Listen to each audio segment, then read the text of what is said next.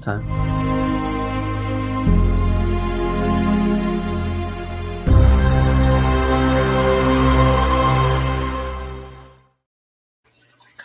What is up, everybody? Welcome to SportsShack. We have a special guest with us here today, Michael Marandino, who is our NBA and Knicks insider.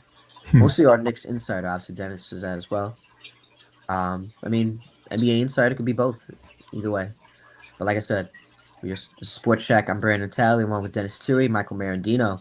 A lot going on in the sports world. Our New York Knicks are in the finals. They took game one, 105-95 in San Antonio. Big win on the road. San Antonio, in the early game, looked like it was popping, looked like the place was roaring. The crowd in San Antonio. Big basketball fan base down, especially, obviously, with the Greg Popovich era, Tim Duncan, David Robinson, Tony Parker, Manu Ginobili, and the rest, and so on and so on. But that crew down in San Antonio, they obviously built a big market down there. Then obviously you got the Knicks, who are celebrating all around the city, which I won't get to in a bit because I need to rant about the people in the city, which obviously the guys heard me before, but I'm going to get to that in a bit. One thing I will say, don't jump on ambulances' cars because there could be someone's life in there. No, you're right. Like, that is wild and absurd. That's more than absurd. Again, stop ruining it for the people like Mike, people like me, and the rest of the Knicks fan base that is trying to celebrate.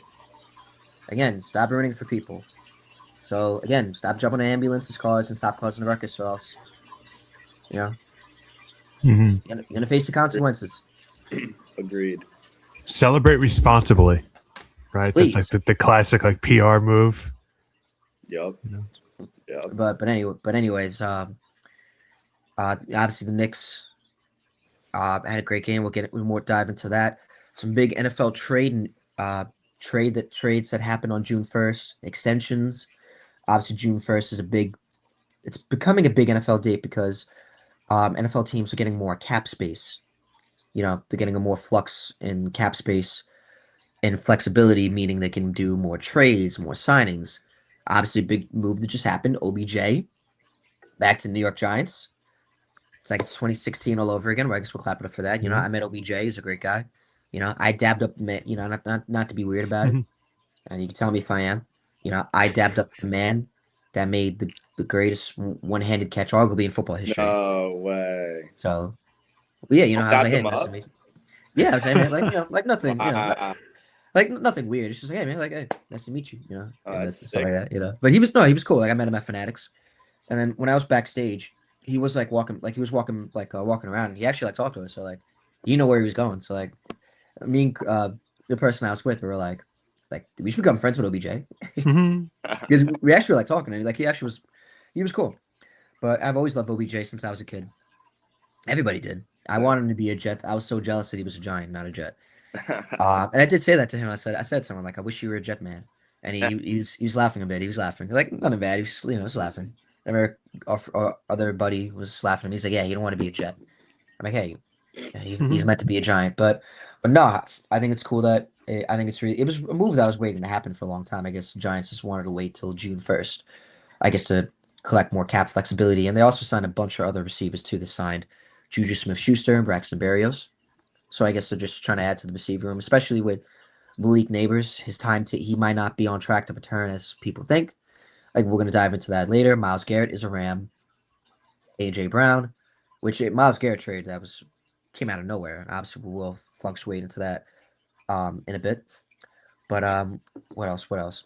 A.J. Brown, finally a Patriot. No shocker there. The MLB, obviously, talking about the Mets and the Yankees. What's going on with that?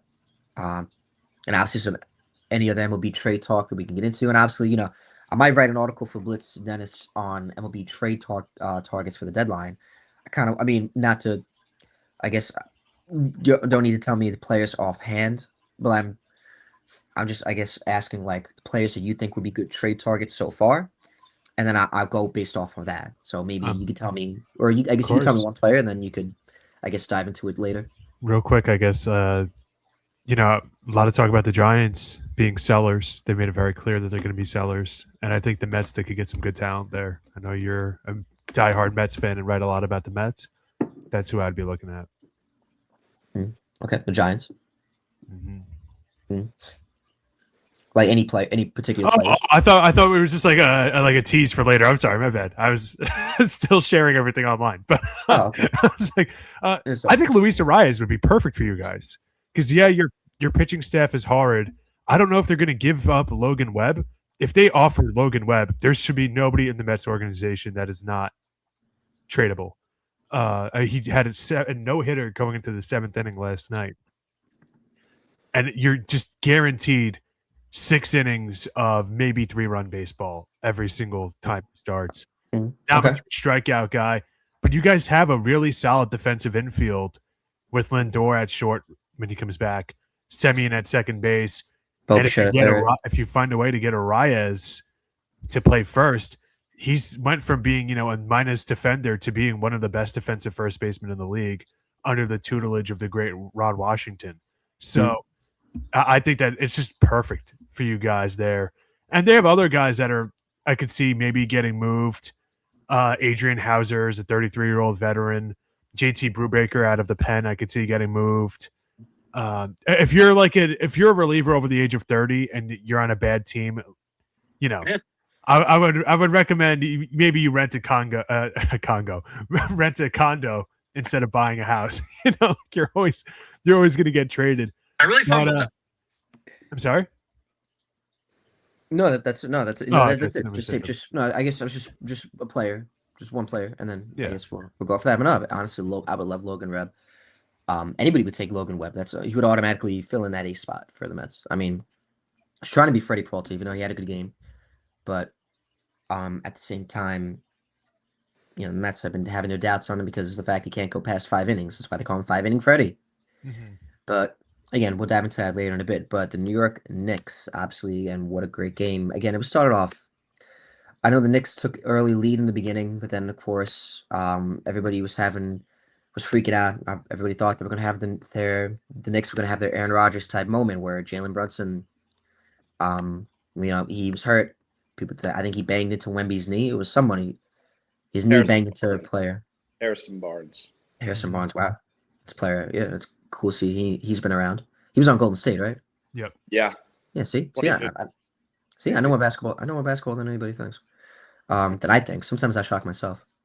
So obviously everyone thought Brunson was going to was out, but he was limping. But then of course he comes back in the bench to give him a brace, so he's back in, and then he hurt his ankle. Mm-hmm. So everyone thought that was it. But so he was just physically taking a beating, and so was Cat. So Cat was just literally would hit the ground like it was like he just got slammed.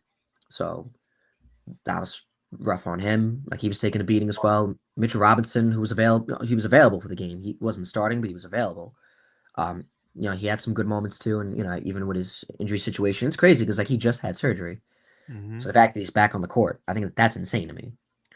And again, the Knicks all around, they didn't have the best of game. Obviously, Brunson was 11 for 30, but again, they still managed to pull it out, and they still managed to, take the victory and were clutch. And Brunson's known as the closer for a reason.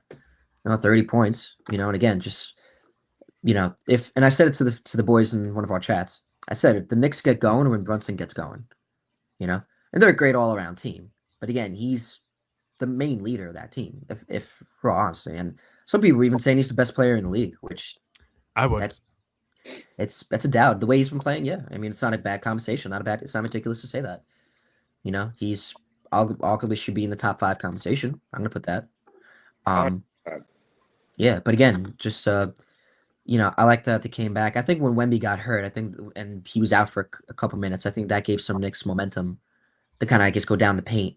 Not have to worry about a 7-4, alien hovering over the hoop. So I think they're able to get more creative and go, drive down the paint, hit the threes when they had the opportunity. And again, they were just playing key defense, and it was a tight defensive battle game in my opinion. But again, overall, I'll let you guys take the floor. Enough of me talking. I think it was a great game 1. I thought the Spurs were kind of going to roll with it, but the Knicks prove otherwise, and that's why they on a 12-game winning streak as they are. Mike, I'll let you go first. You're the Knicks fan. Get your Knicks fandom out.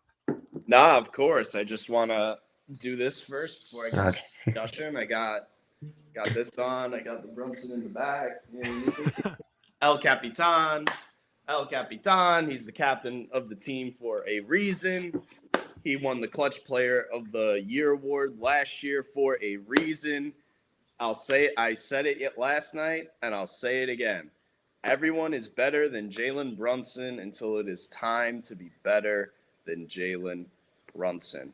I mean, he had those 2 injuries, and then just that Mamba just woke up inside of him. I mean, that shot over Devin Vassell to put us up by 6, to put the dagger in all the Spurs players' hearts, that was Kobe Jordan-esque. I don't care what anybody says. That was some Kobe Jordan stuff. And he's 6'2". The man is 6'2". And I don't think the media is taking that into account enough, what he's doing for this team. Becky Hammond, and again, this was years ago, so I'm not faulting you for saying this, Becky Hammond, but she said, I don't know if Brunson's the 1A option on a championship team. Yeah. And she came back recently, and she said, yeah, I stand by my claim. If he proves me wrong, he proves me wrong. And I am so happy that he's doing that as of right now. I really am. Because it's just when the team needs a bucket, he's going to get you a bucket. There's no debate. I mean, it just, I'm not going to say the other Knicks players were timid or afraid to shoot, but when Brunson got that ball, he was determined to make a play, whether that was to go get himself a bucket or to create for his teammates. And that's the true sign of a team captain. And one thing I'll also point out as well, he's the second player in Knicks franchise history to score 30-plus points in Game 1 of the NBA Finals. The last player who did that, the last great Knicks captain, R.I.P. Willis Reed. R.I.P. to Willis Reed. He is, ironically, Kyle O'Quinn was the last Knicks captain before Jalen Brunson. So Jalen Brunson, of course, is the best Knicks captain since Willis Reed. He's right up there. Really? Even past Patrick Ewing? Melo? Definitely Melo. Or obviously passes Melo, right? Because obviously Melo didn't get as far as to, Melo didn't even take us to the conference final. Not one. I feel real quick, and I feel like with Melo, I feel like he was in a tough era. Not to say Brunson's in an easy era by all means, but I feel like the way the Knicks team was back then, they weren't as constructed as they are now. And then I feel like back then, obviously, the Pacers were a dominant team. Obviously, beat them in the second round in 12-13. They had to go up against the LeBron Heat. Not to make excuses for Melo, but I feel like that's just a tough era. I think you kind of touched on something important here, and I don't want to cut Mike off, but I think the biggest reason, like the biggest line of delineation between Melo and Jalen Brunson, and even Patrick Ewing, is not only is Jalen Brunson a closer, which is something at times that Patrick Ewing kind of struggled with when he was on the Knicks, really ending games against, high-level competition. Listen, he was going up against Hakeem Olajuwon and Shaq, and I mean, really like the best era of big men. And Jordan, yeah. But at that big man position, probably the best era in a long time, and probably we'll never see anything like it again. Anyway, but what separates him from Ewing is that ability to close like Willis Reed, like Clyde Frazier, who's become so underrated as a player. But what separates him and Melo is the fact that he's just a great teammate. He's a great leader. He's, a lot of times, there's the story of, Melo being a big reason why Jeremy Lin didn't come back. He didn't want to back. I was going to say that. Yeah. He was a coach killer. He got rid of Mike D'Antoni. Didn't like Mike D'Antoni. Didn't want to wait until free agency. Forced his way out of Denver. So the Knicks traded away all the talent they wanted to put around him. And then he whined about not having talent around him. Kind of brought it on himself. Brunson, on the other hand, is just the ultimate, and if I'm getting anything wrong, feel free to correct me, but Brunson, on the other hand, is the consummate professional. He gets hurt twice last night, and he's, obviously shaken up by it. He's kind of lets the refs hear it a little bit. That's he was getting into a lot of the refs, yeah. If this was Luka Doncic or somebody else, they might get a tech, but not him. guys that are struggling or whatever, he's picking them up. He's giving them the ball.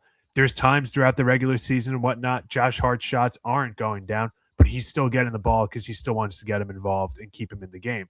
Like little things like that, that as a leader, I think he's the best player in the NBA.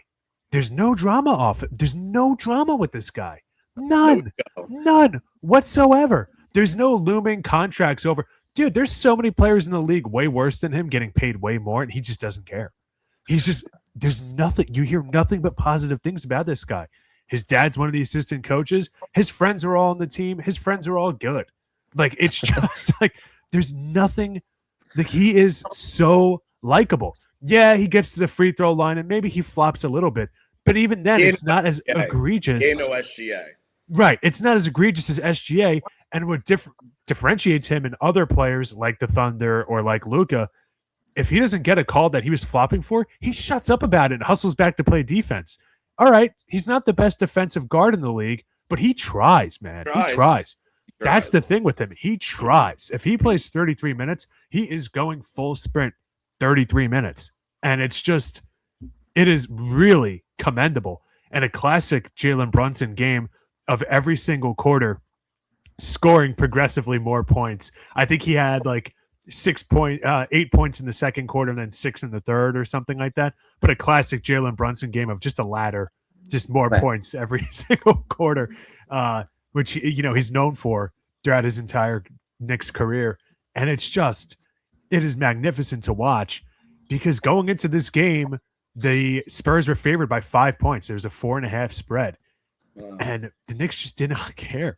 Like on the road in San Antonio, which for the last 30 years has been hard for teams to win on the road at, and they just did not care. And I want to credit someone who I don't feel like, we're spending all this time talking about Jalen Brunson.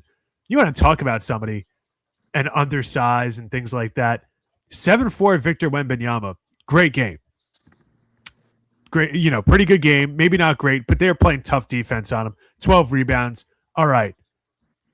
Josh Hart, 15 rebounds. He out-rebounded Wemby. 6'5", and he's boxing out Wemby. Yep. Like this guy, I mean, listen, I love him. He's an Eagle Scout. I'm an Eagle Scout. Like, that's my guy. Like, that's my guy. That's your guy. And we don't have too many famous people. It's like me, him, Steven Spielberg. Like, that's kind of it. That's my guy, Josh Hart. Like, I'm rooting for him. And to see him just like being scrappy. All right, he doesn't score the most, but I'm telling you right now, like that's a guy that's just a winning player. Kind of reminds me of a comp of like a Ron Harper type of just like a guy that's just like maybe he's not the best player on the court at any point in time, or like I guess we'll make it Spurs like Sean Elliott, like maybe not the best player on the court at any given time, but he's always just mucking things up for the other team.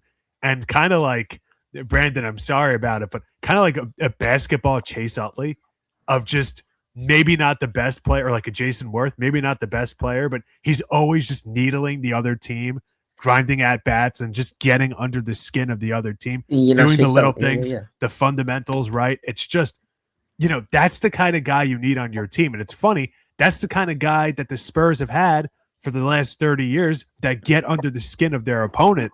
And now he's on, like, they've kind of met their match a little bit. And, Wembanyama, I love Wembanyama. I was, when he came into the league, I was being a hater because I thought were glazing him too much. He is living up to the hype. But I think he learned in game one, there's a difference between going up against Chet Holmgren, who's not a big center. He's tall, but he's not big. He's not a big man. He's, a tall center. Right. And going up against DeAndre Ayton, who as a Suns fan has been checked out for the last 5 years. And going up against Mitchell Robinson, who is a classic, traditional big fella. 13 minutes, fractured pinky that he just got surgery on, still gets 6 rebounds. Karl Anthony Towns, I mean, my God, for years people have been ragging on him and whatnot. He shows up, and I got to be honest, Brunson closed the game, but for 3 quarters, the best player of last night in basketball, Karl Anthony Towns. We don't win that game without him. Absolutely incredible. It's and crazy. Yeah, defensively, the way he was guarding Wembanyama, For years, people have said that this guy's a traffic cone on defense. Some traffic cone. Yep, not in this playoffs. Dude, traffic cone. He was a police barricade last night. People were the same barricade they're going to need in MSG if they win the whole thing. I remember where Adrian Wojnarowski was saying, like, you're paying Karl Anthony Towns $50 million, use him. Like, what are you doing? And I remember in the offseason, he was in the talks, about people already talking about trading him already after it's a failed season. Like, it's just not going to work out, which is ludicrous to me. I think what's even more ludicrous to me is that the fact that they went on the run they did last year in the playoffs, and people already wanted them to trade for Giannis. Like, people were convinced that Giannis was going to be the guy to get them over the hump. And I remember saying, like, I said it to Denis last year. I hope I said it to Mike last year. This is absurd. Like, they really just went on the run they did, and you're going to tell me that's trade away all the players that got them to where they got for a player that has not set a foot in Westchester, hasn't really done anything for the Knicks, and no discredit to Giannis. But what I'm trying to say is that they had a good thing going, and they still do. Obviously, you see it. They're in the NBA Finals. They have the chemistry. They know each other. Like, they've already shown they could win together. So why would you want to get rid of that? And again, no discredit to Giannis, but again, it was not something they needed to do. And now everybody is saying it now. It's a good thing they didn't do it. Yeah, I told you so. I just want to add a couple things to everything we kind of just discussed. Rick Brunson was on the last finals team in 1999, also ironically against the Spurs, and also with the Melo trade. One of those picks was the Knicks 2016 first round pick. Who did that turn out to be? None other than Jamal Murray. But we have Jalen Brunson, so it's okay. It's okay. It's okay.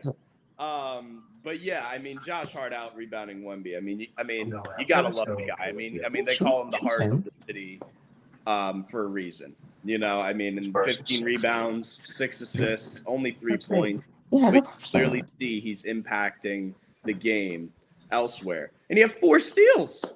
4 steals. Yeah. It's a lot. I mean, OG Anunoby, 17 points, 3 for 6 from 3, a steal and a block.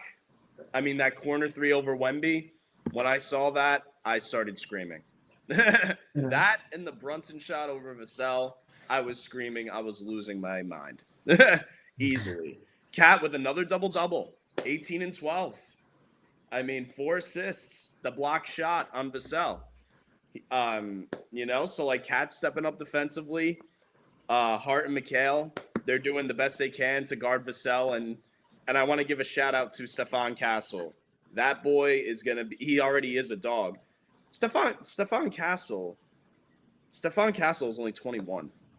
Wemby is only 22. Dylan Harper is only 20. So this is why I put the emphasis on now is the time, because this team right here, when they're all like mid-20s, approaching 25, like they're early 20s right now. They're not even 23 yet. Wemby's 22. Now is the time to strike. You don't know when you're going to get an opportunity like this again. This is a golden opportunity, and you have to take advantage of it, and I know that this team knows that. I also got to give credit to Jose Alvarado. Brunson went out with the knee injury. He stepped up. 7 points, 4 rebounds, a steal. Love me some Jose Alvarado, born in Brooklyn, true New Yorker. Got to give him props. Landry Shamet, 13 points, 3 for 6 from 3. He's still shooting like prime Klay Thompson. Maybe not the Cavs, because in the Cavs series he was 11 for 12. So that's why I say he was shooting like prime Klay Thompson. So it was a little bit worse, 50%, but that's still phenomenal. I mean, 13 points a game from Landry Shamet off the bench. If that's what you're giving us in this finals, it's huge. Deuce McBride, 6 points, 4 assists. Maybe didn't have as much points as you want, but that bank shot 3 in the corner to tie the game at the end of the third last night, that was a crazy shot. I mean, and then of course the captain, 30 points, 3 rebounds, 2 assists. It was just one of those type of games where it's like, give me the ball, get out of the way, because I'm taking this over. I'm going to be bigger than Wemby actually is. I saw Skip Bayless. I didn't watch the video, but I saw the caption on YouTube last night. It's probably a wild take and a wild thing to say, but it's Skip Bayless, so who's really surprised? The caption of the video said, maybe Jalen Brunson is the real alien, not Wemby. I thought that was very interesting to see. And I'll leave it. Yeah, honestly, I got to clap it up. Well said, Michael. Of course. Yeah, nice job. Everything was well said. I think it's crazy that Melo trade still had an impact in 2016, where it was Jamal Murray. That was the pick for that. So I want to say that. Yeah, like I said, Brunson, I feel like he's been getting a lot of glaze, and I don't mean it in a bad way. I'm saying like he's already getting the credit where the credit is due. Mm-hmm. But again, I think this finals is kind of cementing that. Yeah, which he rightfully deserves. All the slack that he's gotten. He's not a 1A. He's not a leader. He's not gonna. But it's the opposite. He's literally showing what players that want to come to New York, whether it's in the NFL, MLB, with NHL. I'm saying any of the New York sports teams in these leagues. He's literally shown what I've been saying, that players that come to New York need to be. He's literally proven what you need to do to play in New York, how to do it, and how to go about it, and again, how to face the pressure, face the heat. People say they don't want to come to New York. Why? Because of the pressure, because it's too much. The New York market, it's a lot. But Brunson has shown how to deal with it. I hope he is. And he's shown how to live up to the pressure. Yeah, I mean, he's done that since he's gotten here. I mean, every year since he's been here, we have improved. The first year he was here, got bounced in the second round to the Miami Heat. Year after that, got bounced the second round to the Pacers because we had an onslaught of injuries. Year after that, trade for Cat, which was a gift wrap in a basket. I mean, love me Dante DiVincenzo. I'm Italian. I love my Italian stallion, Dante DiVincenzo. Yeah. Had the greatest shooting game in Knicks history with 12 threes, I believe, if I'm not mistaken. But I mean, him and Randall for Cat, that's a steal, man. I don't care what anybody says. And anyone who watched the Timberwolves playoff run, y'all agree with me. Yep. That's a steal. Definitely. And we gave up a first round pick too. I would make that trade over and over again. And I remember Knicks fans being like, "What? This is what we gave up?" And I'm like, "All right, y'all really don't know what you're talking about." I'm like, "Y'all don't understand how much of a steal this is. We just got gift wrapped and handed one of the best centers in the league. I think he's the second best center. I mean, maybe it's Wemby, but I think it's Jokic, Cat. No, Cap was. I think that's a little. I think I would disagree with that a little bit. Yeah, I want to hear it. I mean, if the Knicks win this series, I mean, what am I going to say?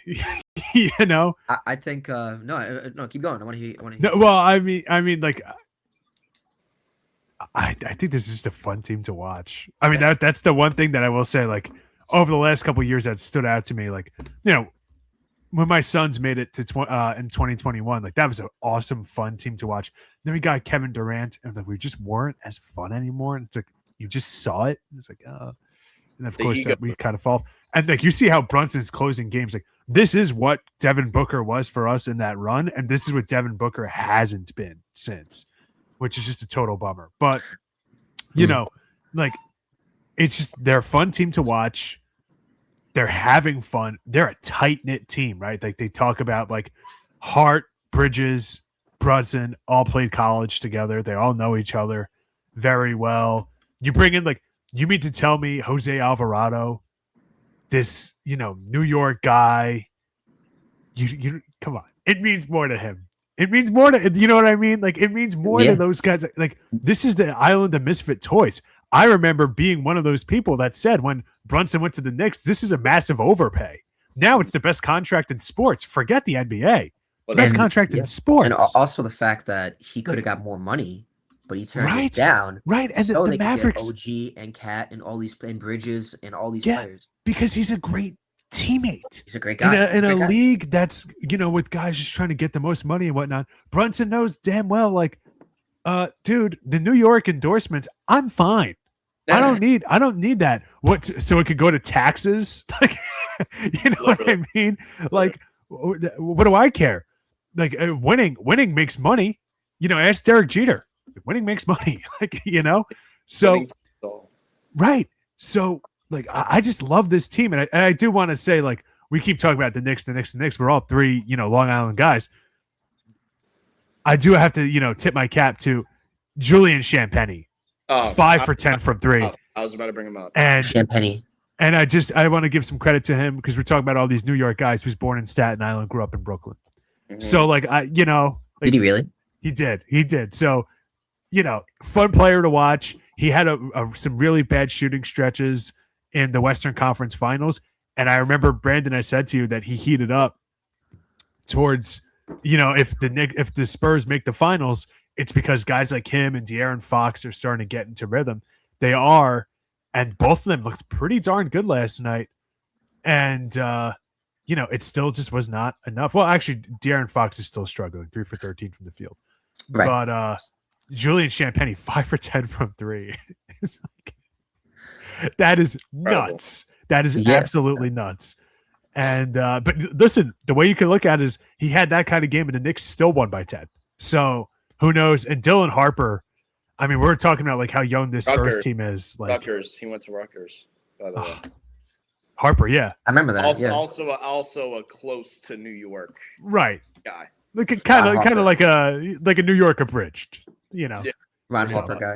I was gonna bring this up about Champagny and Dylan Harper. Them two, not just Wemby, but like those two guys. Like you contain those three guys, you let Vassell and Castle do what they did last night. I think you got the series in the bag. And I just wanted to finish what I said earlier. I'm sorry. Every year Brunson's been here, we've improved. Second round loss to Miami the first year. After that, second round loss to Indiana because of all the injuries. Year after that, trade for Cat. I already talked about that. Also signed Mikal. Loved both of them. I'm like, this should make us a powerhouse. We should be at least a contender. And then we made it to the conference finals against Indiana. Tyrese Halliburton and the crew beat us in 6, and obviously Tibbs is our coach, and we obviously looked very, very tired, and we just didn't have the gas. And so we signed Mike Brown in the offseason, which I think I speak for all Knicks fans. When I say that we were all a little suspicious about that, we're like, really? Like Mike Brown? I guess. Okay. But okay. Let me give credit to Mike Brown because he has just stepped up. You can clearly see that the team is just going with everything he's telling them. And he says these 4 things all the time. He says this team has consistency. They have competitive spirit. They have a belief in each other. And there's no ego. Like when you have all those components, like you have a chance. And he said that this team has those components just as the Warriors did, because he was the assistant coach for them. And the Spurs, ironically, he was also the assistant coach for them. So, I mean, credit to Mike Brown, because now the year after losing in the conference finals, a year and a day after we fire Tibbs, we're up 1-0 in the NBA Finals. So I got to give credit where credit is due to Mike Brown, because he has this team fully brought in to his system and to his mindset and philosophy. Yeah, you hit everything hammer on the nail. I was about to ask, like, that was going to be my next question for you guys. Is obviously the impact, that Mike Brown has had on this run. I feel like we talked about everybody but him. Because obviously I do know the impact that he's had on the Knicks team as well, but obviously I want to hear it from you guys as well. So, a lot of people, I know the Knicks were going after every coach last offseason, even coaches that were employed, and thinking if they could sway them. But luckily, Mike Brown turned out to be the right fit. I remember people were coming for his head during the season when they had that stretch. And I remember Denis was telling me for the longest time that this is Knicks team. They just want to be in the playoffs already. They don't care for the regular season. They just want to be in the playoffs already. And so obviously Mike Brown has helped lead this team to where they need to be, So I think obviously him getting fired or any concern of that, he'd automatically shut that down. I mean, even if nothing was going to happen, were they going to let him go either way? But again, like I said, everything has worked out for the Knicks. Even if they had the bench players they had last year, Tibbs going to use the bench? Same thing? Probably not. And the bench is a lot better. I just want to say that too. The bench is a lot better this season than it was last season. And also the minutes reduction of the starters over the course of the regular season is a crucial reason why we're up 1-0 right now, why we're even in the NBA Finals. Because if we still had Tibbs, we would not be here. Right. I was also going to say, like, it's. I feel like all the hype we're talking about, we're acting like the finals ended already and they're already crowned. Not the case yet. As Brunson and Kobe have always, as Brunson has kind of gone the Kobe wave, Brunson's kind of been like, job's not finished. And it's true. Listen, I don't want to rain on any Knicks parades. I said it in our group chat last night, Brandon, our fantasy football group chat. I don't want to rain on any parades, but my team was up 2-0 in the finals and lost 4 straight. Heartbreaking in 2021 when my Suns got knocked out. Heartbreaking to lose 4 straight. Oh, that's and awful. So there is plenty of game left. Oh yeah, one game at a time, one game at a time, 1 quarter at a time. Absolutely. Right. No, that's why I'm not getting too ahead of myself. I'm just glad we're even up in the series right now.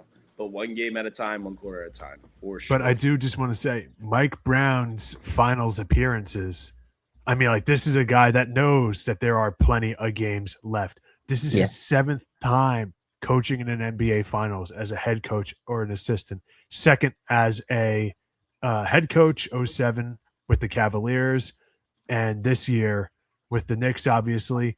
And then as a assistant coach, he won 4 rings. 2022 with the Warriors, 2018 with the Warriors, 17 with the Warriors, 03 with the Spurs, and then lost in 2019 with the Warriors. So it is, and by the way, that 07 loss to the Spurs with LeBron James on his team. Oh yeah. You don't think Mike Brown's looking for a little revenge? Sweep. It was a sweep. Yeah. I mean, this is a fun group of guys. This is a fun finals. Yeah. Last finals was fun, and then the game 7 happened, and Tyrese Halliburton gets hurt, and you're robbed of like this ultimate David versus Goliath. Like, who the hell saw the Pacers coming? And who knows? Maybe Halliburton doesn't get hurt, and the rest of the box score is exactly the same. But it did just kind of feel like it's hard. It's like watching a really good TV show, and the finale sucks. You know what I mean? Yep. And this year, hopefully, it's just these 2 juggernauts just win, lose, or draw for the Knicks. Like more games like last night, where it's just keep my attention to the last 30 seconds, before intentionally fouling and stuff like that. I tell you this right now: when Brunson with that knee, man, and I was working last night, so I didn't see the ankle injury thing, but I saw the pain on his face. So I was like, if I would have saw that live, I would have cried. Because when he walked out with that knee, I immediately thought of Halliburton last year. I'm like, no. I'm like, God, God's please. And I had a similar when I was younger and I played lacrosse. I had a similar looking injury to his knee injury, and I was like, oh God, if it's anything like I had, that is when I was watching that, I was thinking the Knicks were going to have their Aaron Rodgers moment, and you get to the finals and literally within the first couple of minutes of the game, he's already out. I thought, but luckily that wasn't the case. He came back on the court, and that was it. And I didn't see the play. I was in the kitchen. I was getting something, and then I hear my dad. He's like, Brunson's hurt. I'm like, who? And I thought he said Wemby, and he's like Brunson. I was like, oh, like shit. And then I didn't see. All I see is him limping. So I'm like shit. Like, what's going on? So I didn't see the play. So when I see the play, I'm like okay, all right, maybe he just banged it. And I think my dad even said that. He's like, yeah, he just banged it. And then obviously you see him come back out. So luckily he came back. But again, like I said, it's game 1. A lot can happen. But this was just a great victory for the Knicks. And hopefully they keep it going. Hopefully New York City can behave themselves. And hopefully the Knicks could keep on going just keep on going. It's only game 1. The Spurs, I know Denis kept telling me for the longest time, Spurs are a dominant team. Do not underestimate them. And Mike was telling me that too. Mike has actually been telling me that too, Denis. Like, don't be, and honestly, it's rightfully so. It's so right to be nervous. It's a really good team. It's the NBA Finals. A lot can happen. Even though the Knicks look dominant and good, you can't underestimate your opponent, and you can't get cocky. Got to keep it going. Either way, great game 1, and I'm very excited to see what the Knicks are going to do. But real quick, and then obviously I want to move on to the NFL quick. Mike, you're going to game 3. Obviously, don't need to know how much you paid. I kind of do know how much, but I'm not going to put that on here. But I want to just hear your thoughts and your excitement about going to the game. You just tell me about it. I can't believe I'm going. It's going to be a very full circle moment for me. The first Knick game I ever went to at MSG, and this is before they even renovated it and before it even looked like how it looks now, was Carmelo Anthony's first game as a Knick. And I had very high hopes and expectations back then. Obviously, we all know what happens. So, I mean, to see the Larry O'Brien, on the court with the finals logos like that alone might just make me cry. You know what I mean? Aww. So, it's just such a full circle moment. Going with my dad and my two cousins. So being there with my family, That's dope. Gonna make it that much more full circle and emotional for me. And that garden is gonna be rocking. I wouldn't be surprised if we cause an earthquake. I am so serious when I say that. I wouldn't be surprised at all if there is an earthquake in New York City because of this finals run. No, like it's crazy. And I wanted to say something else, but I lost my train of thought. I was gonna say something else. I'm trying to think. It's all right, I can't remember. But I'm very excited. I can't wait. Today is Thursday. I fly back Sunday, so 3 days.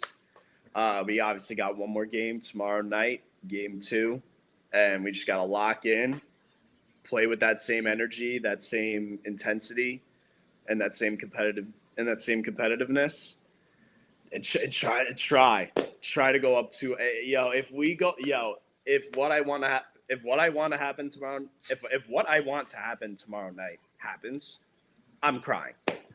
For sure. And I know what Denis said, and I completely agree. And I'm not getting my hopes up. But, I mean, to be up 2-0 as the Knicks in the NBA Finals? Going home? I'm sorry. Yeah, no, hey, you know what? Yesterday was a big game, and so, like I said, hopefully they keep it going. But, obviously I feel like that could wrap it up on the Knicks. I could talk all day about them, honestly, because I like what Denis said. It's true. I feel like we've said this plenty of times on here. It's a fun team. It's a great team, So, and again, I do count the Knicks as one of my teams, not as much as Mike, and I've said that I've admitted to it, but what I'm saying, like they're still one of my teams. So if they win it, it'd be the first of my teams to win a championship. I want to experience and say like, yeah, I've seen my teams win a ring. Out of the Jets, the Mets, the Islanders, the Knicks, the last time any of these teams won a championship was the '86 Mets. Wow. So Jets have come close. They've been in the championship game 3 times. Islanders to the conference finals.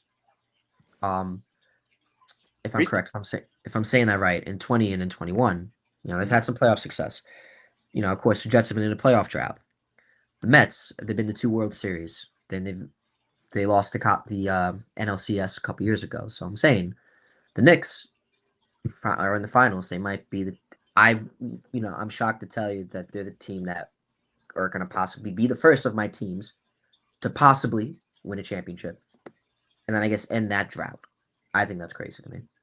I just want to say one more thing before we move on. I've been a Knicks fan since I was 8 years old. So yeah. 2008. So I've been through a lot of suffering with this team. So that's why I say if we go up 2-0 in the NBA Finals, I'm crying. No, Mike, you've seen it. You've seen the heartbreak. You've seen the heartbreak. You've seen them. I've been through Langston the Galloway dark days, the bags over the heads in the stands. Everything. You've been through Langston Galloway, Tim Hardaway Jr. Who that? Alonzo Trier. Yep. Alonzo Trier, Alexi Shped, Mindaugas Kuzminskis, Kevin Knox, Frankie Ntilikina. Frankie Cigarettes, yeah. Yep, the Frenchman. People keep forgetting they were supposed to get Zion. Yep. Luckily, that Thank God. Thank God. Yeah, they almost in a weird way that's like such a sliding doors moment. It was a it was a blessing in disguise. They almost didn't get Kyrie, and they didn't get Kyrie and KD. Like I remember that was a big offseason. They were supposed Blessings to. That in was disguise. Yeah, it just wasn't meant to be. But Mike has been through the ringer. So if anybody deserves this championship, it's you. Yeah. Thank you, man. It means a lot. But anyways, Game 2 is tomorrow, obviously 8:30, same time, in San Antonio. It's gonna be that's gonna be fun Friday night. I was gonna say, but yeah, no. So hopefully we'll keep it going. Now in terms of the NFL, it's crazy to see OBJ is back with the New York Giants. Um, Again, I don't think he's gonna be like he was. He's coming up in age. He's 33, has a big injury history. I'm not saying he's going to come in. He's going to be like wide receiver one right at all. I mean, if he does, I mean, interesting to see. But I don't, I don't really know what to expect. But I mean, I would say he's probably maybe wide receiver three again because like he's up there in age. This is not like the OBJ we've had like 8 years ago. And I'm not trying to hate on him. I'm not. I'm just trying to be realistic. Like, Yeah. I think he could contribute. Again, I think he had a year off to kind of guess get his body some rest. We seen him in flag football. Like he would have made that sick one-handed catch, you know. And I think he has a lot to prove. And because he said it, he's like when he came back, he said he's like, I'm doing this for my son. I don't want my son to see me for what I was back then. I want him to see me for me now. And I thought that was pretty cool. Like it was motivation to want to, and you can see a lot of maturity in that on OBJ's standpoint because that's been a lot of the talk behind him throughout his whole career is that he's this immature like off-field issue. I don't think he's trying to change that. Um, Again, like I said, I love OBJ. I one of my favorite players watching growing up, and I'm excited to see that he's back in the league, and especially as a Jeff fan that I am, I'm excited to see that he's back on the Giants. And I've said to my Giants friends, I want him to go back to the Giants. It's fitting. Like you'd be an idiot to say no, but again, I think he's still got a lot left in the tank, and I think he will contribute for this Giants team. I just don't know how. But if I had to be realistic again, like one of our good buddies said, like he's going to be like a rotational player, maybe kind of work his way back up. And I'd say maybe wide receiver three. Yeah. And so we'll see. But I love the signing. I think it's great. And I'm excited to see what he's going to do for New York. Yeah, I don't know what he's going to do for the Giants. I mean, I just pulled up their roster right now. We have 14 wide receivers on the roster. 14 wide receivers on the roster. So there is a lot of guys he has to get through. Like, I there's no way he's wide receiver one. I honestly think he was brought in to be like a veteran to kind of, like a veteran presence. Yeah, to help kind of, Malik Neighbors or Malachi Fields or some of these other, younger guys kind of show like how to be a pro wide receiver in New York, learn from my mistakes and do as I say, not as I did kind of a thing. Yeah. But I got to tell you, MetLife Stadium, if he catches a touchdown, you want to talk about an earthquake in New York. That's in New Jersey, and you'll still feel an earthquake in New York. Listen, just get him on a slant. Get him on a slant and go, and that you can hear that from Seaford to East Rutherford. Certainly. So, like, it's just like I'm rooting for it. Like, I lost a ton of weight since I was younger. That like my old OBJ jersey still fits probably even better now than it did then. That I'm like, dude, I'm locked in. I'm ready, bro. I'm ready. I don't care if this thing is tattered and the numbers are kind of peeling in spots. I don't give a rip, I'm still rocking the OBJ when the season starts, of course. Right now it's a Godzilla shirt, lol. But like, I love that. I'm just even better. I'm amped. Even better. This Godzilla season. shirt. I'm amped for this Giant season. Like, and then the Eagles trade away AJ Brown. Yeah, what's happened said. Yeah, I got my thoughts on that. Okay, like, all right, if you say so. And like, like, no, please, I oblige. So, I just, all right, like it's Giant season. Like there's always been this thing with sports teams that when one does well, the others, there's that momentum, that shared momentum, right? Like the Rangers in '94, then immediately right after the Yankees dynasty and stuff like that. Like, right. I don't know. No, why not us? Why not G-Men? No. Why not Jets and G-Men in the Super Bowl, Brandon? That might be a little but here, buddy, you wanna say something about that? No, again, like I said, they gotta make the playoffs first. Why? Let's just get them in the playoffs first. No offense. I agree with Mike. I agree with Mike. Look, the Giants, they've done a lot this offseason. I think that they have the players. I think the one thing that always just had them was the coaching. I'm hyped for the Giants. Well, what I mean by I'm hyped for them is that I think they got a lot of good things going for them. But again, they got to make the playoffs first. They got to. I think John Harbaugh has a lot to prove with like in his first year. You know, they got a lot of good things going. Jackson Dart, he looks like my. Obviously I have my concerns about him, but I love him. I think he's got that Brunson type moxie where he could play in New York. Like I He was said, at the game last night. He does, yeah. was he really? Yeah. I didn't see that. He was there with Pete Davidson, I think Brian Burns, or maybe it was Harrison, or both. That's pretty cool. Yeah, and Pete Davidson too.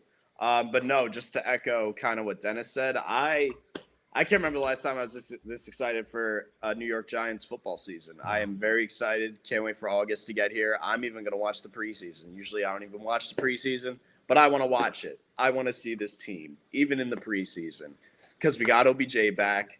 I agree with Brandon. I think he'll be wide receiver 3. He's 33 years old. He ain't 37. He ain't pushing 40 yet. He's pushing 35. So I think, like Brandon said, and I agree, I think he's still got some left in the tank. And I also love that we have Juju Smith-Schuster. I'm probably saying that last name wrong, but Juju, I have always wanted him on the Giants. I think I played Madden when I was in college or high school, and he would always be on my team. I'm like, this dude is really good. Like, I want him on my team, and now he is. And he's 29. He's Juju 4 years younger than OBJ. And we got Juju with Malik, with Hyatt, now OBJ. I mean, 14 wide receivers is definitely too much, but I mean, Dart's going to have a lot of options. Yeah, Juju. And not even to mention our defensive unit, our defensive team. And with Harborough came in yesterday wearing a Knick cap. So I'm saying, man, regardless of what happens in this NBA Finals, I think it's going to motivate all the other New York teams, even the Mets, the Jets, the Islanders, to make something happen in their upcoming seasons or their current seasons. Just saying. Yeah, I was gonna say, Juju Smith-Schuster. He's had an interesting career. He had a good start to his years in Pittsburgh, and then I don't know what kind of happened. He kind of went downhill from there. I mean, I wouldn't say downhill, but it wasn't like people thought he was going to be like the next Antonio Brown in terms of like his production. Not saying he's going to have like 1,500 receiving yards and like 18 touchdowns. No, but like it was weird. I remember in 2020 he became like TikTok boy, and I think a lot of people, he got a lot of heat from that, rightfully so. And I don't mean that in a bad way, or a violent or bad way, not at all. I don't mean that in a violent way or a bad way at all. I guess you could say that. But Juju, I mean, he does have a ring. I think he has a couple rings with the Chiefs. I know he won it with the Chiefs. I'm interested to see what he's got. I didn't know he was still around in the league. Me too. But no, I like the Giants added to the wide receiver room. Braxton Berrios is a great guy too, former Jet. But no, like I said, Giants, they got a lot of good things going for them. I hope they can put it together. It's a lot of hype. They gotta live up to it. Again, they got a great roster, especially on defense too. It's just I think what the difference between the past years is the coaching. But again, we shall see. Hopefully, they can put it together. And it's Darnell Mooney too. Darnell Mooney too. Yeah, people keep forgetting about him. Darius Slayton. Yeah, so that's why I'm thinking like OBJ is probably going to be like wide receiver 4 at best. I can't see him getting more reps than Mooney and Slayton. Obviously, Neighbors wide receiver 1, but we didn't get Wan'Dale Robinson back. Whatever. Mike, you were saying it might have worked out for the best. So you guys can get Wan'Dale back. I'm a big Wendell guy. I agree, Denis. But I think I was gonna say what was I about to say? Say something. What was I gonna say? No, I remember it. And I know you guys are gonna talk about this very soon. But the Eagles giving AJ Brown away. They're kind of the Cowboys, the Redskins, the Commanders. Last year, didn't they make it to like the game before, like the NFC Championship last season? Yeah, and then I guess that's 2 seasons ago now. Oh, they did, and then this past season they were one of the worst teams in the league. Oh wow. Okay, so I'm very outdated. So so the Commanders were one of the worst teams. So the NFC East, it might be for the Giants taken if we can prove that we can do that. Listen, man, it's open for us. Like the time is now. John Cena. Just like the Knicks, man. This is our time. The time is now. Do not pass it up. And we didn't even mention Scat. Yep. And Tyrone Tracy. Yeah, like our team is like, again, like they're a fun team to watch. Like that's always my thing as a fan. Like the only sport that I'm like outright like a fan of a team is hockey. I'm a Devils fan. I kind of care less otherwise. But just because at the time I don't have the time to get emotionally invested in all that. I can't do it. But you know, be fun. Make me want to watch you.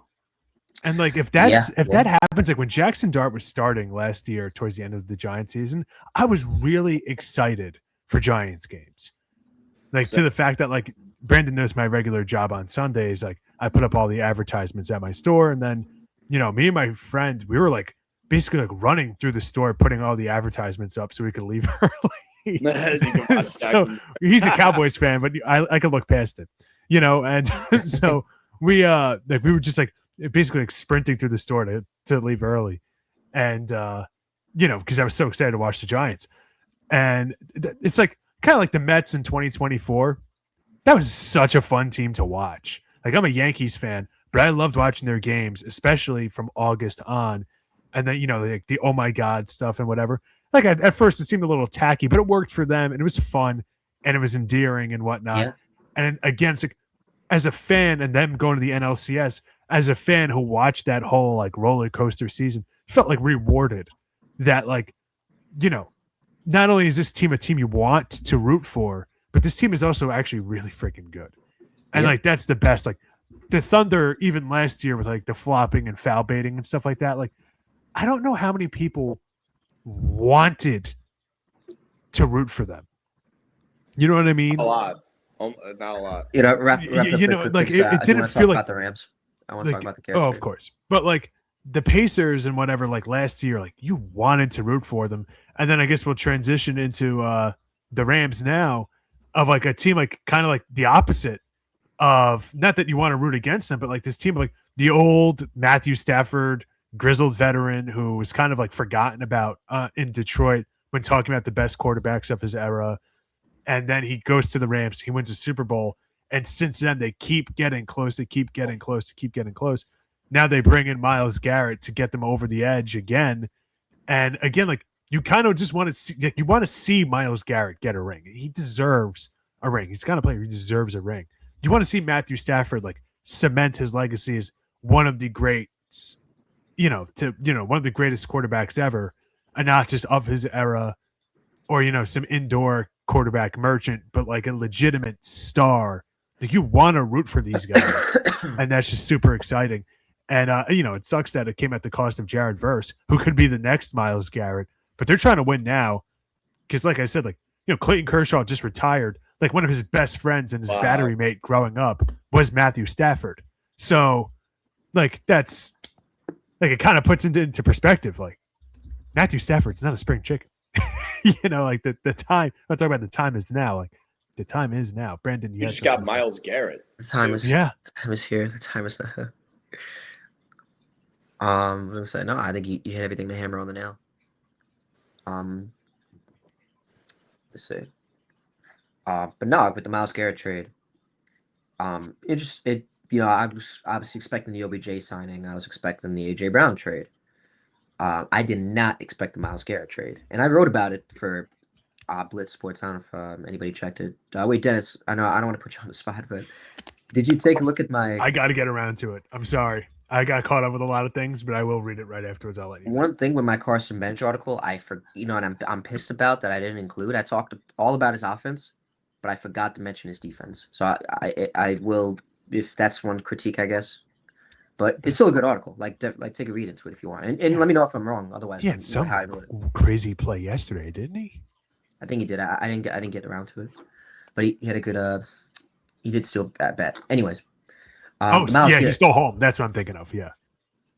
The Myles Garrett trade. Very happy for Myles Garrett.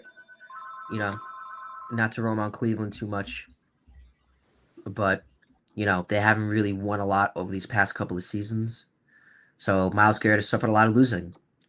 He literally went from the opposite of that to winning with the Los Angeles Rams, who are if NFC juggernaut. And if they weren't in a Super Bowl lock already, they cemented themselves as Super Bowl lock. Like, you know, they cemented themselves as Super Bowl lock. You know, all the talent they have Devontae Adams, Puka Nacua, Matthew Stafford, Trent McDuffie, Jalen Watson, Kobe Turner. You know, now I can go on forever. Obviously Matthew Stafford, and then the elite coaching of Sean McVay.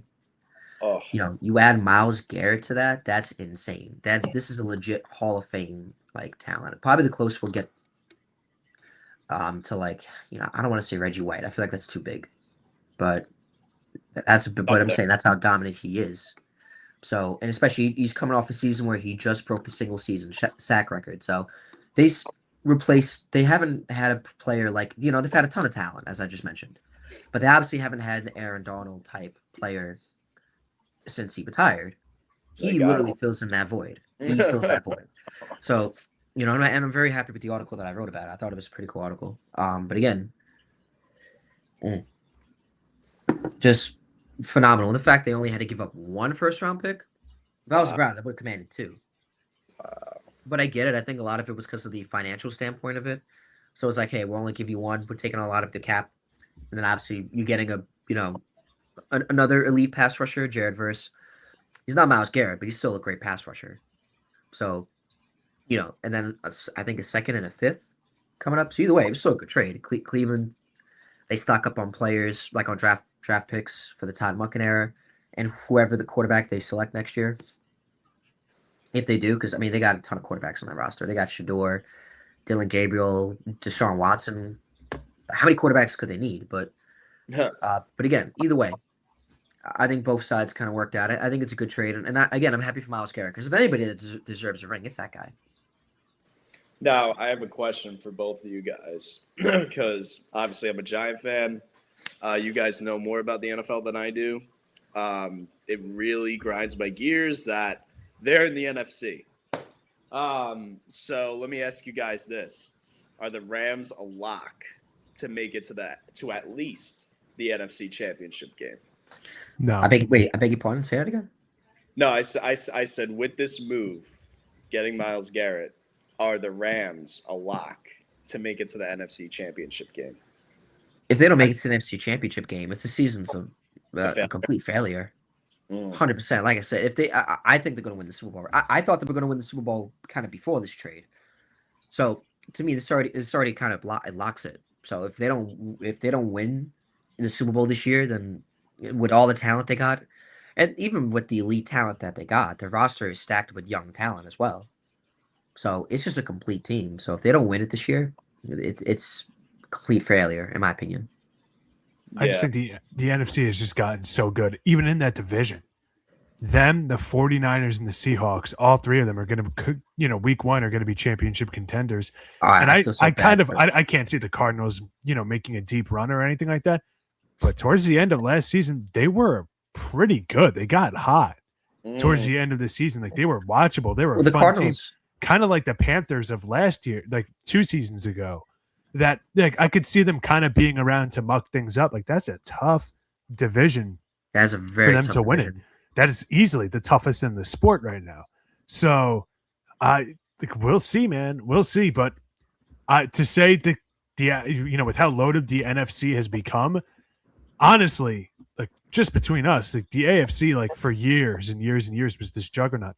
I think it's flipped, and I think it's flipped drastically. I don't think the winner of the Super Bowl is coming out of the AFC next year. I just don't see it right now. And so maybe, but there's a lot of teams they got to cut through first before they can get there. And there's always some, fluke injuries and this, that, the other. And they don't have, with going all in with a veteran Myles Garrett and an aging quarterback with Matthew Stafford, they don't have a lot of margin of error. They don't have a lot of give. Like, they kind of have to do what they have. Like, really the time is now. That's an older, aging roster. And then you got, like, the young, hungry defending champions in that division. And you have another aging roster in the 49ers that are trying desperately to kind of cling on to their legacy and their reputation, everything like that. That it's going to be interesting to see. It's going to be a must-watch TV. I'll give you that. No, yeah, I just want to say two things. Rest of the NFC divisions, look out for the NFC West because they're here. They're here. Sorry, excuse me. They are here, especially the Rams. So the rest of the NFC divisions, they got their work cut out for them. Whichever team or teams from those divisions makes it to the playoffs, because that division, the NFC West, you got to get through that if you want to get to the Super Bowl. So best of luck to them. And also, I want to say this to kind of compare. In the NBA, the Western Conference has always been kind of like the AFC. It's always deemed the most dominant conference. The winner of the NBA title, people like to seem or say that it's always from the West. But this year, like Denis alluded to just before, I think that's flipped. 3 out of the 4 Eastern Conference first-round series this year in the NBA went 7 games. I can't remember. I think the last time that was done was 2013. So it's been a very long time since the NBA Eastern Conference has looked like this. And you got the Knicks at the helm right now. Yeah. Obviously, it's very early. But my point is, kind of like with the NFC and what Denis alluded to before, you're seeing a growth in talent. And you're possibly seeing the NFC and the Eastern Conference potentially becoming the most dominant conference in each other's respective leagues, potentially. Well, to allude on what you want to, when you talked about the Cardinals, I mean, they did make a run, but they didn't win all those games. Those games were close; they were competitive, Right. But they made them watchable. I know what you're trying to say in that respect. They were watchable, and that's because of Jacoby Brissett. Yeah, they're gonna be a team. I don't know. I mean, I don't know how they're gonna be. They got obviously Mike LaFleur, who's the brother of Matt LaFleur. After coaching the Packers, I don't think that the Cardinals are going to be nowhere competitive in that division. It's stacked and it's tough. They're not going to win it. They're not going to win that division at all. I don't think. But no, right. And I know that's what, but they're going to be. They're talked about as one of the teams that are going to be in it for Arch in the first overall pick. That's what they're looked at. And they got like 4 running backs. Like I love Jeremiah Love, Notre Dame running back, but they already have Tyler Algier. They signed Tyler Algier. They got James Conner and they got Trey Benson. Like the Jeremiah Love move to me was interesting. I mean, like I get it. You had injuries at running back last year, but like I just don't think that was a need. Like what? Come on.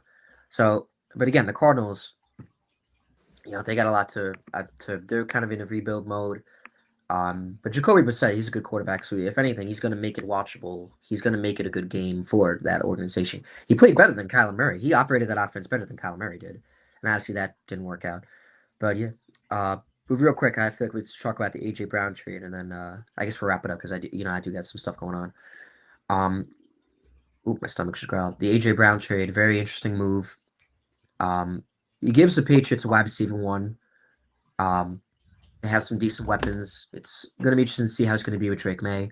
I thought the Eagles, I don't know why they couldn't work things out with A.J. Brown. I love Kyle Lemon. I think he's a good receiver, but he doesn't have the frame that A.J. Brown does. A.J. Brown is a big body threat. Literally a wide receiver 1, literally something that I've wanted the Jets to have, which we have Garrett Wilson, we have Omar Cooper. But again, A.J. Brown he's a tall, physical, big body threat. I'm not saying those guys can't be like that, but when you want to lob up the ball and tight cut like a one-on-one, like AJ Brown's the guy I want. And again, I love Garrett Wilson. Like Garrett Wilson can be that too. Omar Cooper too. I just haven't seen it yet. But I'm just saying, AJ, I just love the fact he's just a tall, physical receiver that teams lack. And so I would have thought, but again, so I think that's just something the Eagles never should have traded away. It's like the one that got away. Even though you've accomplished, had a lot of great success, but it just fell short. And of course, you let them go, and that's the one that got away. So, but good to the, I'm pissed because as a Jets fan, I don't want them to see in my division. I'm expecting the Patriots to kind of have a regression. The kind of the drama they've had in the offseason with Mike Vrabel, and then of course Super Bowl hangover. I think they kind of got exposed in the Super Bowl. Really? But I think the AJ Brown trade, 100% they got exposed. Well, in the Super Bowl, yeah, but you think they're going to have a regression? That's interesting. I think so. Again, like I said, the teams they played last year, they were just not good. And I think the Seahawks kind of exposed them in a way where they just kind of outmatched, and the Seahawks were just a more dominant team. Because again, they didn't play dominant teams most of the year until it came to the Super Bowl. Again, it's like you said with Brunson, like when it's time to be better than like, what'd you say, Mike? I said everyone's better than Brunson until it's time to be better than Brunson. Exactly. So in a way, that's kind of how I'm trying to like compare it in a way to where it's like Seahawks and the Patriots. But either way, I think this AJ Brown trade was big for them. I think it was key, and I think it gives Drake May another weapon. I agree. It's interesting. I mean, they bring in. I don't think they're going to regress. They have brought in AJ Brown. They brought in Romeo Dobbs. I kind of thought that their wide receiver core was already pretty underrated, just because I value guys that just don't drop the ball. Like Demario Douglas can get 11 receptions a game because the guy just does not drop the ball. All right, he's not going to burn you for 80 yards, sure, whatever, but he's not going to drop the ball. You could throw it anywhere; he's catching it. And Matt Collins is that guy that just can just burn you off the line and go deep. And I think they have a pretty balanced offense in that regard. The offensive line definitely got exposed in the Super Bowl. We'll see how that develops in this offseason. And they are going to have a harder division, a harder schedule, excuse me. But I don't know, man. I would still pick them as my favorite to win that conference. I mean, did the Broncos, what did the Broncos bring in this offseason? Did they do anything? The Bills haven't done anything in this offseason. They never do. Like, am I missing something here? Like, none of the AFC teams felt like a lot of the good AFC players went to the NFC. So, like, I'm looking at the wide receivers for the Broncos. I'm not impressed. Cortland Sutton, Jalen Waddle. Okay, cool. Everybody else, they got what, 4 or 5 rookies? 4? I don't know, man. We'll see. Oh my God! Real quick, I do kind of want to wrap up the show because I got stuff going on. Yep. I'm looking at finals tickets in San Antonio. Like, they're so cheap. I could pay this right now. I mean, they're expensive. How much are they? But they're expensive. Don't get me wrong. Nothing's What's the cheap. price? But compared to the Garden, no, I want to know I hate to pry, but I definitely want to know the price of these tickets in San Antonio. So you could look, and this is for tomorrow. You look at like way above 210, like in the 210 section, the 200s. No. That's the section. Oh, okay. Yeah, no. That's not bad at all. How much are plane tickets? I would pay that right now. The cheapest for like section 222, it's $803. Compared to like 2000. Compared to 2000, yes, you're right. Like in comparison, yes. That's not bad. Honestly, I would have called out of work right now. Me too. Going to San Antonio. My services are not going to be here. Yeah. Enjoy your churros. Charles Barkley, anytime he's talking about San Antonio, churros down in San Antonio. About the women in the freaking churros, man. I freaking love Chuck, man, and I love that whole crew. Man. They're so funny. Yeah, it's good. No, it's a good crew. What was I gonna say? Okay, but anyways, there's but all right. So, but I feel like that's it. I feel like we covered a lot on here. It was a great episode. Absolutely. I'll ask about the trade targets maybe off air. I'll get your thoughts. So just give me the players. Yeah. Maybe like you can give me like 10. You give me 20. Maybe I'll go off the list, and then I'll go from there. Like I'll do my own research on the players that I think would be good trade targets for the deadline so far in the MLB. Sure. For the Mets or like for the whole league, guys? The whole league. Okay, good to know. Yes. Okay. But I think. Can I just say one thing before we wrap up here? Harborough, when he wore his Knick cap in his presser yesterday, my dad sent me the clip. Shout out to him. He said that he admires the way that this team is playing so connected, so together, with that competitive spirit and that belief in one another and each other. And he says that he wants to see that so bad with this New York Giants team. So I'm like Dennis and I said before, I think we're just very excited. I mean, hearing our coach say something like that, wearing a Knicks cap, I mean, I saw a clip also of the Giants players hyped up for the Knicks and for Brunson especially. You know what I mean? So I think it's just going to be great for all the teams in New York, even the Mets, the Jets, and the Islanders too, for all the New York teams. Like, I think it's a beautiful thing. I have one thing I will say. I think New York sports is on the rise. I feel like we've kind of suffered a lot over the years. I think it's this Knicks run and this potential championship. I think it's the start of a turnaround, and hopefully the other teams follow suit. Hopefully the Jets can end their playoff drought first. They're building a good team. In my opinion, they're building a good team. The Islanders got Matthew Schaefer. The Mets are a little bit of a different story, but they look like they got a future. But Carson Bench, Nolan McLean, EJ Ewing, and they got some prospects down in the system.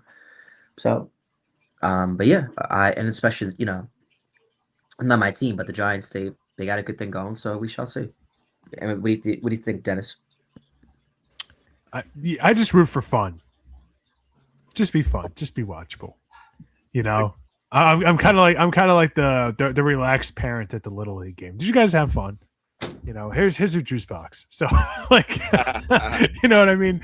Like at this point in time, like the teams that like I allow myself to go like psycho over are really like just like the Yankees, and to a lesser extent like in the playoffs or like during games the Giants. But aside from that, like I just have devoided myself of emotion. But the Yankees like is my one team that I'm allowed to be like a complete nut job and live and die by every game, because you can't do it to yourself. Like like just have fun. For me, that team that you just said the psycho thing about, for me that team, the Knicks. So you must have had some crash outs over the years, buddy. Dude, you should have seen me last night with my colleague Chancellor. I was like, freaking nudging his shoulder. I'm like, going crazy. Yeah, but hey, you know what? I think that kind of wraps it up for us. I believe this is episode 54, so I apologize for the banner that says episode 53, but not a big deal. But anyways, I think that kind of wraps it up.